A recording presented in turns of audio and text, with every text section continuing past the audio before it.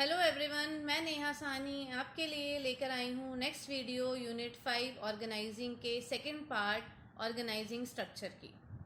Organising structure क्या होता है? ऑर्गेनाइजिंग स्ट्रक्चर एक ऐसा स्ट्रक्चर है जो रिलेशनशिप बताता है पोजीशंस और जॉब्स का। वो पोजीशन और वो जॉब जो एक ऑर्गेनाइजेशन के अंदर होती हैं। इससे पहले वाले चैप्टर में हमने ऑर्गेनाइजिंग का मतलब समझा था कि ऑर्गेनाइजिंग क्या होता है। तो ऑर्गेनाइजिंग एक ऐसा प्रोसेस था जो प्रोसेस डिफाइन करता है और जितनी भी एक्टिविटीज़ होती हैं ऑर्गेनाइजेशन में उनमें अथॉरिटी रिलेशनशिप को डिसाइड किया जाता है और उसी के बेसिस पे हम ऑर्गेनाइजिंग के स्ट्रक्चर को, उसके फ्रेमवर्क को तैयार करते हैं। तो ये एक ऐसा सिस्टमेटिक अरेंजमेंट है of people working for the organisation in order to achieve certain goal. Organisation का जो गोल है उस गोल को अचीव करने के लिए जितने भी एम्प्लॉयज ऑर्गेनाइजेशन में काम करेंगे उनका सिस्टमेटिक तरीके से अरेंजमेंट करना।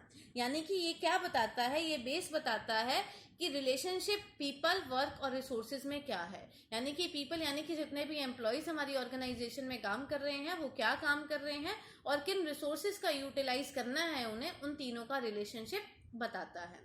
एक अच्छा ऑर्गेनाइजेशन स्ट्रक्चर कैसा होना चाहिए? वो डायनामिक होना चाहिए। वो डायनामिक क्यों होना चाहिए? क्योंकि हमारी ऑर्गेनाइजेशन जो है एनवायरनमेंट में, बिजनेस एनवायरनमेंट का चैप्टर हमने पिछली यूनिट में पढ़ा था। और बिजनेस एनवायरनमेंट क्या होता है? फ्लेक्सिबल होता है, जो टाइम टू टाइम चेंज होता रहता है। तो इसीलिए हमारी जो ऑर्गेनाइजेशन होनी चाहिए, जो हम ऑर्गेनाइजेशन में स्ट्रक्चर बनाएंगे, वो स्ट्रक्चर डायनेमिक होना चाहिए ताकि जब ऑर्गेनाइजेशन में, जब एनवायरनमेंट में कोई भी फ्लक्चुएशंस आती हैं, कोई भी चेंजेस आते हैं, तो उन सिचुएशंस के अकॉर्डिंग हम अपनी ऑर्गेनाइजेशन में चेंजेस कर सके। उसके बाद एक क्वेश्चन अराइज होता है कि हम ये ऑर्गेनाइजेशन स्ट्रक्चर बनाते क्यों हैं, यानी कि ये नीड अराइज क्यों होती है। ये नीड अराइज इसीलिए होती है क्योंकि जब एक बिजनेस हमारी ग्रोथ करता है, एक मिनिमम लिमिट से ज़्यादा उसकी ग्रोथ होनी शुरू हो जाती है, तो वहाँ पर हम क्या करते हैं, एक पर्सन के लिए बहुत डिफिकल्ट होता है बहुत सारे लोगों को संभालना, बहुत सारे काम को संभालना। तो इसीलिए ऑर्गेनाइजेशन में हम क्या करते हैं, एक फ्रेमवर्क तैयार कर देते हैं जिस फ्रेमवर्क के अकॉर्डिंग ऑर्गेनाइजेशन में एक्टिविटीज़ होती हैं। यानी कि ऑर्गेनाइजेशन का साइज इंक्रीज हो रहा है तो एक्टिविटीज़ भी इंक्रीज होंगी और उसके बेसिस पे फंक्शंस भी इंक्रीज होंगे। तो इसीलिए हम क्या करते हैं, ऑर्गेनाइजेशन का स्ट्रक्चर बना देते हैं। अब नेक्स्ट क्वेश्चन अराइज होता है कि ये स्ट्रक्चर क्रिएट क्यों किया जाता है, इसका कारण क्या होता है। स्ट्रक्चर को क्रिएट करने के लिए, स्ट्रक्चर इसीलिए क्रिएट किया जाता है, स्ट्रक्चर को क्रिएट करने के लिए प्लानिंग की जाती है सबसे पहले कि हमारी ऑर्गेनाइजेशन में क्या क्या काम है, कितने एम्प्लॉयज हैं, उसके अकॉर्डिंग उसको डिज़ाइन किया जाता है और उसके अकॉर्डिंग प्लानिंग की जाती है। यानी कि एक it is influenced by span of management. अब ये स्पैन ऑफ मैनेजमेंट क्या होता है, इससे रिलेटेड क्वेश्चंस बहुत बार आता है। What is span of management, MCQ में भी आता है। तो स्पैन ऑफ मैनेजमेंट क्या होता है, किससे रिलेटेड होता है? नंबर ऑफ सबऑर्डिनेट्स जो अफेक्टिवली मैनेज कर सकता है एक सुपीरियर। यानी कि एक ऑर्गेनाइजेशन में कितने वर्कर्स को, कितने सबऑर्डिनेट को हैंडल कर पा रहा है इजीली सुपीरियर। जैसे ये एक सुपीरियर है, ये कंपनी है, ठीक है, ये परचेज डिपार्टमेंट है और ये परचेज डिपार्टमेंट का सुपीरियर है और ये इसके अंडर सबऑर्डिनेट है। तो यानी कि एक सुपीरियर इजीली मैनेज कर पा रहा है 3 सबऑर्डिनेट को, तो उसे कहते हैं स्पैन ऑफ मैनेजमेंट। यानी कि नंबर ऑफ सबऑर्डिनेट जिसे इफेक्टिवली मैनेज कर पा रहा है सुपीरियर, तो उसे कहते हैं हम स्पैन ऑफ मैनेजमेंट। अब आपके सामने है ऑर्गेनाइजेशन स्ट्रक्चर। एक फर्म का ऑर्गेनाइजेशन स्ट्रक्चर है। वो स्ट्रक्चर कैसा है, देखिए। एक ऑर्गेनाइजेशन में सबसे पहले क्या होते हैं, हमारे बोर्ड ऑफ डायरेक्टर्स, उसके बाद आता है हमारा मैनेजिंग डायरेक्टर और उसके बाद फर्दर क्या आते हैं, हमारे डिपार्टमेंट्स आते हैं। एक प्रोडक्शन मैनेजर है, एक परचेज मैनेजर है, एक फाइनेंस मैनेजर है और लास्ट क्या है, हमारा मार्केटिंग मैनेजर। जिस तरह की ऑर्गेनाइजेशन होगी उसके अकॉर्डिंग ऑर्गेनाइजेशन में मैनेजर्स को बनाया जाएगा। अब ऑर्गेनाइजेशन स्ट्रक्चर में क्या किया जाता है, जितने भी सिमिलर नेचर के वर्क होते हैं उनको एक डिपार्टमेंट में डाल दिया जाता है। जैसे प्रोडक्शन से रिलेटेड एक ऑर्गेनाइजेशन में एक फैक्ट्री मैनेजर है और एक स्टोर मैनेजर है, तो ये दोनों किससे रिलेटेड है, हमारे प्रोडक्शन डिपार्टमेंट से रिलेटेड है, तो ये इसके अंडर आ गए। अब सपोज फैक्ट्री मैनेजर के अंडर 2 फोरमैन काम कर रहे हैं, एक फोरमैन 1 है और एक फोरमैन 2 है, तो ये भी किस में इंक्लूड हो जाएगा, हमारे प्रोडक्शन मैनेजर में। उसके बाद आता है परचेज मैनेजर। परचेज मैनेजर में 2 पर्सन है, एक परचेज ऑफिसर है, परचेज असिस्टेंट है। उसी तरह फिर फाइनेंस मैनेजर, फाइनेंस मैनेजर के अंडर एक अकाउंट मैनेजर है और एक ऑडिट मैनेजर। फोर्थ क्या है, मार्केटिंग मैनेजर, और इसमें है हमारा सेल मैनेजर और रिसर्च मैनेजर। तो ये क्या है, एक कंपनी का फ्रेमवर्क है, यानी कि उस कंपनी में जो जो एक्टिविटीज हो रही हैं, जो भी फंक्शंस परफॉर्म हो रहे हैं, ये 4 फंक्शन परफॉर्म हो रहे हैं, उसके अकॉर्डिंग उस फर्म ने अपना ये फ्रेमवर्क तैयार करा कि उसकी ऑर्गेनाइजेशन में इतने लोग हैं, इसके अंडर ये लोग हैं और ये इस डिपार्टमेंट से रिलेटेड है। उसके बाद नेक्स्ट हमारा क्या आता है, type of organisation structure. Organisation structure के टाइप्स क्या है। एक ऑर्गेनाइजेशन स्ट्रक्चर के 2 टाइप्स होते हैं।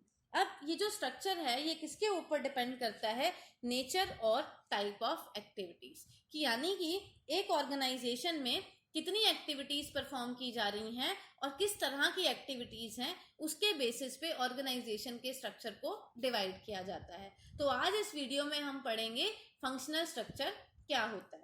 फंक्शनल स्ट्रक्चर क्या होता है, एक ऐसा स्ट्रक्चर जिस स्ट्रक्चर को डिवाइड किया जाता है according to function of organisation. Organisation के फंक्शंस के अकॉर्डिंग ये स्ट्रक्चर को बनाया जाता है। यानी कि फंक्शनल स्ट्रक्चर क्या है, अब जैसे देखो एक मैनेजिंग डायरेक्टर है एक कंपनी में और उस ऑर्गेनाइजेशन में 4 फंक्शन परफॉर्म हो रहे हैं। एक परचेज डिपार्टमेंट हो रहा है, एक सेल डिपार्टमेंट है, एक फाइनेंस डिपार्टमेंट है और एक मार्केटिंग डिपार्टमेंट। और उसके अंदर परचेज मैनेजर के अंदर डिपार्टमेंट में 3 लोग हैं, 3 सबऑर्डिनेट्स हैं, सेल डिपार्टमेंट में 3 है, फाइनेंस में 3 है, मार्केटिंग में 2 है।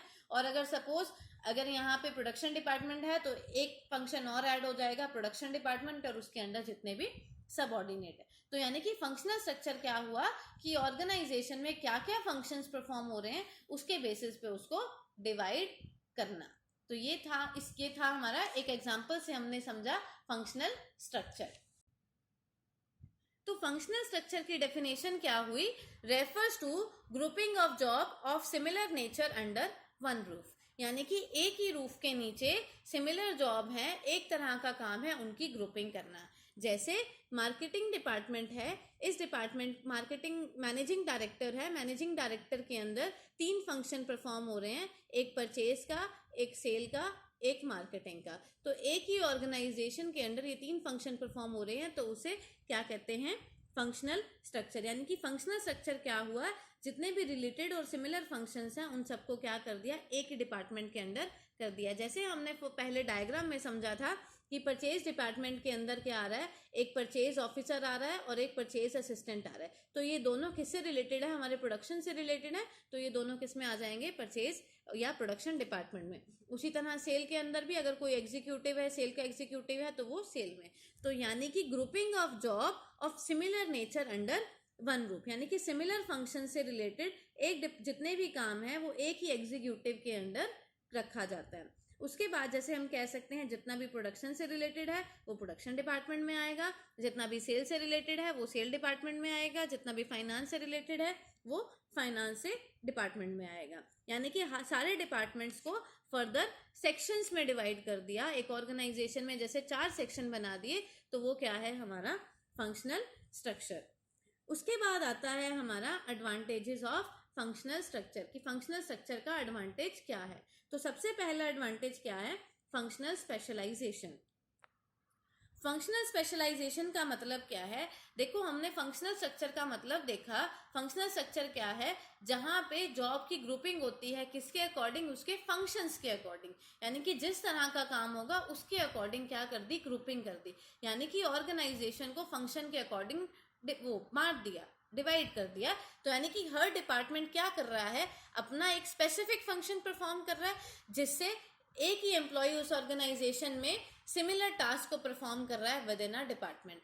जैसे एक परचेज डिपार्टमेंट है, वो परचेज डिपार्टमेंट क्या है, सिर्फ हमेशा ऑर्गेनाइजेशन में काम क्या कर रहा है, सिर्फ परचेज से रिलेटेड, यानी कि सिर्फ उसी काम को परफॉर्म कर रहा है। अब एक ही काम को वो बार बार परफॉर्म करेगा तो उससे उसकी एफिशिएंसी क्या हो जाएगी, इंप्रूव हो जाएगी और स्पेशलाइजेशन उसको गेन हो जाएगी। तो ये था हमारा फर्स्ट एडवांटेज। सेकेंड क्या है हमारा, control and coordination. Control and coordination का मतलब क्या है कि हर ऑर्गेनाइजेशन में हर डिपार्टमेंट का अपने अंडर जो सबऑर्डिनेट है उनके ऊपर प्रॉपर कंट्रोल होता है। क्यों? क्योंकि हर डिपार्टमेंट अपना ही काम देखता है, उसे दूसरे डिपार्टमेंट से कोई भी लेना देना नहीं होता। जैसे ये परचेज डिपार्टमेंट है, इस परचेज डिपार्टमेंट के अंदर दो सबऑर्डिनेट काम कर रहे हैं, एक S1 और एक S2। तो यानी कि इस डिपार्टमेंट के जो हेड है परचेज डिपार्टमेंट का, जो मैनेजर है, उसका पूरा कंट्रोल होगा उसके दोनों सबऑर्डिनेट के ऊपर। उसे पता होगा कि कौन सा काम कैसे कर रहा है, किसको कितनी ट्रेनिंग की ज़रूरत है, तो वो उसको बता देगा। थर्ड क्या है? Improve efficiency. अब एफिशिएंसी कैसे इम्प्रूव होगी? देखो, अभी हमने ऊपर फंक्शनल स्पेशलाइजेशन में पढ़ा था कि एक ऑर्गेनाइजेशन में जब एक पर्सन एक ही काम को रिपीटेड टाइम करता है, यानी कि सिमिलर टास्क को बार बार परफॉर्म करता है, तो उस फील्ड में वो एक्सपर्ट हो जाता है और एक्सपीरियंस हो जाता है। जब वो उस फील्ड में एक्सपर्ट हो जाएगा, एक्सपीरियंस हो जाएगा, तो यानी कि वो वेस्टेज क्या करेगा? कम करेगा, यानी कि वो एफिशिएंट हो जाएगा। जब वो एफिशिएंट हो जाएगा तो इसका फायदा किसको मिलेगा? एक ऑर्गेनाइजेशन को, उस फर्म को फायदा मिलेगा। और क्या मिलेगा? उसको प्रॉफिट गेन हो जाएगा। फोर्थ पॉइंट क्या आता है हमारा? Avoid duplication. अवॉइड डुप्लीकेशन का मतलब क्या है? हमने फंक्शनल स्ट्रक्चर के मीनिंग में ये देखा कि काम को डिवाइड कर दिया स्टार्टिंग में फंक्शन के अकॉर्डिंग, और सिमिलर टास्क को सिमिलर डिपार्टमेंट ही परफॉर्म करेगा। तो यानी कि हर डिपार्टमेंट क्या है? अपना ही काम परफॉर्म कर रहा है। तो जिसकी वजह से यानी कि काम जो भी है वो किसके अकॉर्डिंग डिवाइड कर दिया? फंक्शन के अकॉर्डिंग डिवाइड कर दिया। तो हर डिपार्टमेंट क्या कर रहा है? अपना खुद का काम कर रहा है। तो जिससे क्या है? डुप्लीकेशन नहीं होगी। और डुप्लीकेशन नहीं होगी तो क्या होगा? कॉस्ट ऑफ प्रोडक्शन ऑटोमेटिकली क्या हो जाएगी? रिड्यूस हो जाएगी। तो ये भी एक इसका एडवांटेज है। नेक्स्ट एडवांटेज क्या है? Easy to train employee. Easy to train employee का मतलब क्या है कि फंक्शनल स्ट्रक्चर में स्ट्रक्चर की ऑर्गेनाइजेशन में एम्प्लॉयज को ट्रेनिंग देना क्या होता है? बहुत ही आसान होता है। क्यों आसान होता है? जैसे एक परचेज डिपार्टमेंट है, उस डिपार्टमेंट के अंदर 3 सबऑर्डिनेट काम कर रहे हैं। तो यानी कि परचेज डिपार्टमेंट का जो मैनेजर है उसे पता है कि सब ऑर्डिनेट 1 को कितनी ट्रेनिंग की जरूरत है, 2 को कितनी की जरूरत है और 3 की कितने की जरूरत है। तो यानी कि और उसे ट्रेनिंग भी किसकी देनी है? सिर्फ परचेज डिपार्टमेंट से रिलेटेड ही ट्रेनिंग देनी है। तो यानी कि एम्प्लॉयज को ट्रेनिंग देना क्या हो जाएगा? आसान, क्योंकि उनकी जो स्किल में इंप्रूवमेंट करनी है वो लिमिटेड, उसे परचेज डिपार्टमेंट से ही स्किल उसकी इंप्रूव करनी है। जैसे हम इसका एग्जांपल एक ले सकते हैं कि ये क्लास, आपके टीचर हैं, क्लास में आप 5 सब्जेक्ट पढ़ते हैं, तो हर टीचर किसके ऊपर फोकस कर रहा है? अपने सब्जेक्ट के ऊपर फोकस कर रहा है। तो जिससे क्या है? उसे पता है कि कौन से स्टूडेंट को उस सब्जेक्ट में कितनी ट्रेनिंग देने की जरूरत है। तो यानी कि उनका फोकस किसके ऊपर है? सिर्फ अपने डिपार्टमेंट के ऊपर, अपने सब्जेक्ट के ऊपर। तो ट्रेनिंग देना क्या हो जाता है? आसान हो जाता है। नेक्स्ट लास्ट इसका एडवांटेजेस क्या है? Proper attention. प्रॉपर अटेंशन का मतलब क्या है यहाँ पर? कि फंक्शनल स्ट्रक्चर में जितने भी फंक्शंस हैं वो अपने फंक्शन के ऊपर प्रॉपर अटेंशन देते हैं। क्यों? क्योंकि हर डिपार्टमेंट को काम क्या देखना होता है? सिर्फ अपना पर्टिकुलर डिपार्टमेंट का ही काम देखना होता है। तो इसीलिए वो अपने डिपार्टमेंट के ऊपर पूरा फोकस करता है। परचेज डिपार्टमेंट अपने डिपार्टमेंट के ऊपर फोकस करेगा, मार्केटिंग डिपार्टमेंट अपने पे और फाइनेंस अपने पे। तो यानी कि प्रॉपर अटेंशन हर फंक्शन को दी जाती है। नेक्स्ट हमारा आता है disadvantage of functional structure. Functional structure के डिसएडवांटेज क्या हैं? सबसे पहला डिसएडवांटेज क्या है?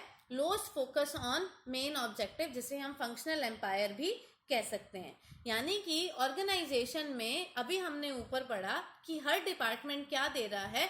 अपने ही डिपार्टमेंट के ऊपर अटेंशन दे रहा है, यानी कि अपने ही डिपार्टमेंट को इंपॉर्टेंस दे रहा है। परचेज डिपार्टमेंट अपने पे दे रहा है, सेल्स डिपार्टमेंट अपने पे। तो यानी कि जो ऑर्गेनाइजेशन का ऑब्जेक्टिव है, उसका गोल है, उसके ऊपर फोकस क्या हो रहा है? कम हो रहा है। यानी कि जब हर डिपार्टमेंट के ऊपर फोकस होगा तो ऑर्गेनाइजेशन के ऑब्जेक्टिव के ऊपर इफेक्ट पड़ रहा है। सेकंड क्या आता है? Difficulty in coordination. Difficulty in coordination का मतलब क्या है? कोऑर्डिनेशन में डिफिकल्टी कब होती है? जब एक डिपार्टमेंट से दूसरे डिपार्टमेंट में कोई भी इंफॉर्मेशन एक्सचेंज करनी होती है, तो वहां पे कोऑर्डिनेशन में दिक्कत होती है। यानी कि प्रॉब्लम आ रही है कोऑर्डिनेशन में जब इंफॉर्मेशन को एक्सचेंज करना होता है दूसरे डिपार्टमेंट पे। यानी कि परचेज डिपार्टमेंट में मेल में कोई इंफॉर्मेशन करनी है, सेल ने मार्केटिंग में। थर्ड क्या आता है हमारा? Conflict of interest. Conflict of interest का मतलब क्या है? कॉन्फ्लिक्ट होता है जब 2 और मोर डिपार्टमेंट्स में जब उनके इंटरेस्ट कंपैटिबल नहीं होते हैं, यानी कि दोनों एक दूसरे से सेटिस्फाइड नहीं होते हैं, तो इसीलिए वहां पर क्या आते हैं? कॉन्फ्लिक्ट आते हैं। जैसे हम एग्जांपल ले सकते हैं कि एक सेल डिपार्टमेंट है, वो इंसिस्ट कर रहा है कि हमें कस्टमर फ्रेंडली डिजाइन बनाने चाहिए, लेकिन जो प्रोडक्शन डिपार्टमेंट है वो उसको एग्री नहीं कर रहा है, यानी कि वो उसको अपोज कर रहा है, वो एक्सेप्टेबल नहीं है। तो इसीलिए क्या हो गए? दोनों के इंटरेस्ट क्या हो रहे हैं? कोलैप्स हो रहे हैं। तो वो क्या है? Conflict of interest. Fourth point क्या है हमारा इसका? Leads to inflexibility. Leads to inflexibility का मतलब क्या है? इनफ्लेक्सिबिलिटी कब आती है? क्योंकि इसमें एम्प्लॉय के ऊपर जो फोकस किया जाता है वो सिर्फ लिमिटेड फंक्शन के ऊपर ही दिया जाता है, यानी कि उनको जब ट्रेनिंग दी जाती है तो जो ट्रेनिंग होती है सिर्फ उसी डिपार्टमेंट से रिलेटेड दी जाती है, यानी कि उनकी जो स्किल में इंप्रूवमेंट होती है सिर्फ उस पर्टिकुलर डिपार्टमेंट में होती है। यानी कि अगर ऑर्गेनाइजेशन किसी भी एम्प्लॉय को शिफ्ट करना चाहता है दूसरे डिपार्टमेंट पे तो वो शिफ्ट नहीं कर सकता। क्योंकि उसके पास नॉलेज नहीं है, क्योंकि यहाँ पर क्या होते हैं? सिर्फ लिमिटेड डेवलपमेंट होती है, सिर्फ उसी डिपार्टमेंट में ही डेवलपमेंट होती है एज एम्प्लॉय के training of one function only. इसीलिए ये फोर्थ हमारा क्या था? Leads to inflexibility. अब लास्ट इसका क्या आता है हमारा? सुटेबिलिटी ऑफ फंक्शनल स्ट्रक्चर, यानी कि फंक्शनल स्ट्रक्चर कहाँ पे सुटेबल होगा? तो सबसे पहले वो 3 केसेस हैं जिन केस में फंक्शनल स्ट्रक्चर सुटेबल होगा। जब ऑर्गेनाइजेशन का साइज क्या होगा? लार्ज होगा। बड़ी ऑर्गेनाइजेशन होगी, साइज बड़ा होगा, वहां पे हम फंक्शनल स्ट्रक्चर यूज करेंगे। जहां पे डाइवर्सिफाइड एक्टिविटीज की जाएंगी, जिस ऑर्गेनाइजेशन में बहुत सारी एक्टिविटीज हो रही हैं वहां पर हम इसको यूज करेंगे। और थर्ड क्या है? जब किसी भी टास्क के लिए हाई डिग्री ऑफ स्पेशलाइजेशन चाहिए होगी, एक्सपर्ट चाहिए होंगे, तो वहां पे हम फंक्शनल स्ट्रक्चर का यूज करेंगे। तो ये था हमारा आज का फंक्शनल स्ट्रक्चर, कि फंक्शनल स्ट्रक्चर कैसे किया जाता है, जॉब्स की ग्रुपिंग करना सिमिलर नेचर की वन डिपार्टमेंट में। फिर उसके बाद हमने इसके एडवांटेजेस करे, डिसएडवांटेजेस करे और सुटेबिलिटी करी। Thank you so much.